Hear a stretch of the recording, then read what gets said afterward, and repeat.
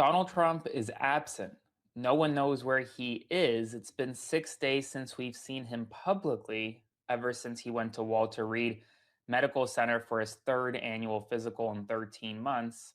And well, it comes as there is a renewed push on Capitol Hill today to get Todd Blanche and Kash Patel in front of Congress to testify regarding the Epstein files.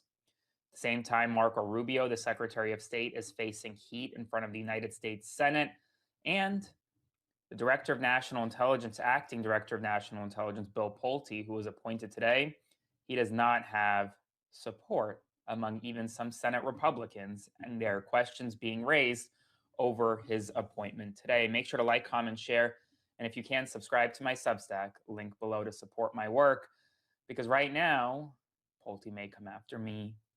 Next, this is a new letter sent to Chairman Comer from Robert Garcia in the House Oversight Committee saying, in light of former Attorney General Pam Bondi's limited testimony last week, it is clear that the committee must immediately arrange videotaped transcribed interviews with Attorney General Todd Blanche and Kash Patel regarding the DOJ's and FBI's investigation and handling into the Epstein files and his associates. As you know, Ms. Bondi's recent appearance made clear she was unwilling or unable to answer basic questions about the gross mishandling of the Epstein files release, preferential treatment of Ghislaine Maxwell, or continued defiance of the committee's subpoena.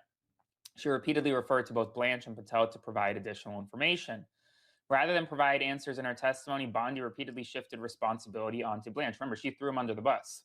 In her opening testimony, Bondi acknowledged, quote, "I did not lead every aspect of this effort or conduct that document review myself. I delegated oversight over this process to Deputy Attorney General Todd Blanche."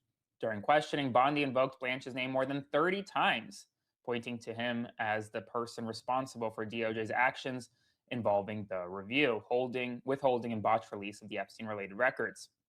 Bondi also indicated that it was Blanche's decision to conduct the highly unusual interview of Ghislaine Maxwell and then transfer to the BOP, a new prison.